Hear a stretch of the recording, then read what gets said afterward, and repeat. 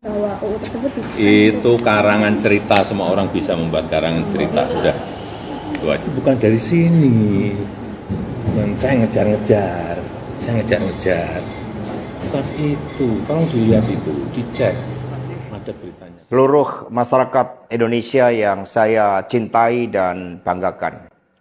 Cerita ini diawali pada tanggal 7 Mei 2024 ketika saya menghadiri pidato pemilu dan jalan kebudayaan yang disampaikan oleh Prof. Sulistyowati di UI.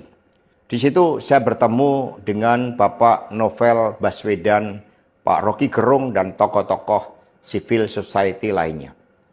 Ketika saya bertemu dengan Mas Novel Baswedan, beliau menanyakan ke saya perlu konfirmasi apakah betul PDI Perjuangan yang memelopori perubahan Undang-Undang KPK yang mengkerdilkan KPK di dalam upaya pemberantasan korupsi.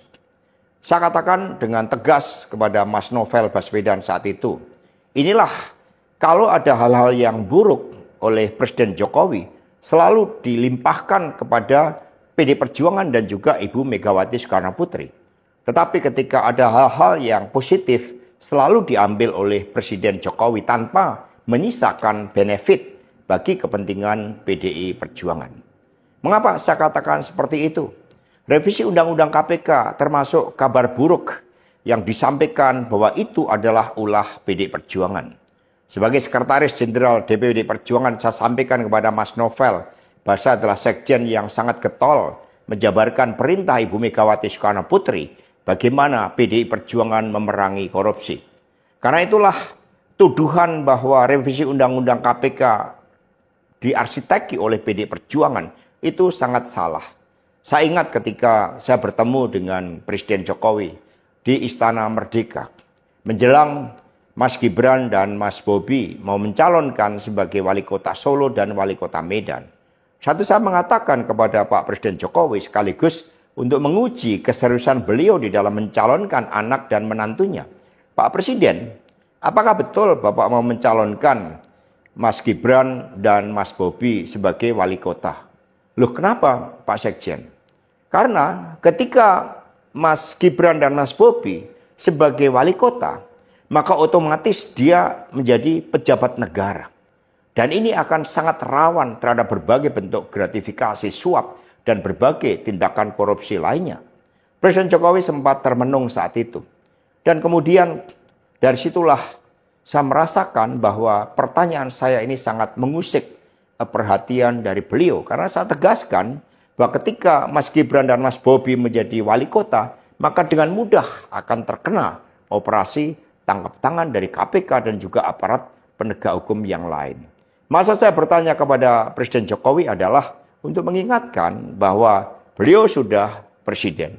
Buat apa kemudian anak-anaknya harus menjadi wali kota dan itu mengandung suatu risiko-risiko politik mengingat presiden juga berhadapan dengan begitu banyak pihak-pihak yang selalu mencoba berhadapan dengan Bapak Presiden. Tetapi beberapa saat kemudian saya menerima salah seorang menteri dan beliau mengatakan kepada saya bahwa sudah mendapatkan arahan dari Presiden Jokowi untuk melakukan revisi Undang-Undang KPK. Saat itu dijelaskan berbagai pasal-pasal penting. Misalnya bahwa pimpinan KPK tidak otomatis bertindak sebagai penyidik. Kemudian ada beberapa pasal-pasal yang tidak memungkinkan bagi penyidik independen untuk bergabung ke KPK. Berbagai revisi-revisi itu. Karena ini adalah perintah dari Presiden, maka ya saya sarankan untuk bertemu dengan seluruh jajaran fraksi di DPR RI dan coba menggalang atas perintah dari Presiden. Nah saat itu Pak Menteri yang menjadi kepercayaan dari Pak Jokowi ini menyampaikan bahwa kira-kira akan diperlukan dana sebesar 3 juta US dollar untuk menggolkan revisi Undang-Undang KPK. Dan mengapa berjalan mulus? Karena Presiden Jokowi punya kepentingan untuk melindungi Mas Gibran dan Mas Bobi. Maka sejarah mencatat bahwa revisi Undang-Undang KPK ini dilaksanakan sebelum pelaksanaan pilkada serentak di mana Mas Gibran dan Mas Bobi berproses menjadi wali kota. Maka ketika terpilih menjadi wali kota, amanlah dari berbagai persoalan hukum karena KPK sudah dilemahkan. Jadi dari keterangan saya, yang saya pertanggungjawabkan secara hukum, secara politik, yang saya pertanggungjawabkan di atas Tuhan yang Maha Kuasa tentang kebenaran pernyataan saya ini, meskipun tanpa bukti, rakyat Indonesia bisa mengetahui bahwa pelemahan KPK dilakukan oleh Presiden Jokowi, kemudian dampaknya dituduhkan kepada PDI Perjuangan. Ini jawaban buat Mas Novel Baswedan. Terima kasih, tegakkan kebenaran, Satyam Eva Jayate, merdeka. Kalau terkait videonya Pak Hasto kemarin gimana Pak? Nah, ini lagi. Gini ya, supaya kronologisnya itu harus runtut dilihat. Karena ini kan zamannya keterbukaan. Coba dilihat tahun 2015. Ada inisiatif dari DPR untuk memasukkan revisi RUU KPK ke prolegnas. Coba dilihat lagi. Dan saat itu terjadi ketidaksepakatan antara DPR dan pemerintah, sehingga tidak jadi dibahas. 2016, 2017, 2018 juga ada upaya untuk melakukan pembahasan itu, tetapi juga tidak terjadi. Baru tahun 2019 masuk prolegnas karena memang semua fraksi yang ada di DPR setuju. Sampai pada akhirnya dibahas dan digedok di rapat paripurna semuanya atas inisiatif DPR. Ya, itu aja. Jadi waktu itu Pak Jokowi mengeluarkan surat presiden juga. Ya, surprise-nya itu kan itu kalau sudah semua fraksi menyetujui, semua fraksi di DPR setuju, ya presiden kalau tidak musuhan dengan semua fraksi dong. Politiknya harus dilihat seperti itu. Tapi bukan dari sini. Dan saya ngejar-ngejar.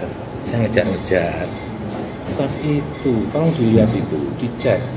Ada beritanya semuanya. Dan sampai setelah diundangkan, saya juga akhirnya tidak tanda tangan. Coba dilihat lagi. Nggak ada tanda tangan itu. Ya. Tapi kan aturannya tetap setelah 30 hari bisa berlaku. Nggih. Ya, itu aja. Untuk tudingan Pak Hasto tanggapannya seperti apa Pak? Untuk tudingan Pak Hasto tanggapannya seperti apa? Ya tadi. Berarti dengan UU tadi tidak ada niatan kan dari Pak Hasto kan menyatakan bahwa UU tersebut Itu karangan cerita, semua orang bisa membuat karangan cerita. Udah. Itu aja. penegasan dari Pak Jokowi sebetulnya ya? Saya kira itu aja. Berarti tidak ada untuk memuluskan Mas Gibran dan Mas Bobi waktu Hubungannya apa? Coba pakai logika dong kita itu. Pakai logika. Untuk apa? Masa udah mengumpulkan hal yang kecil pilihan wali kota, yang benar aja. Logika kita pakai lah. Udah. Siap. Terima kasih Pak.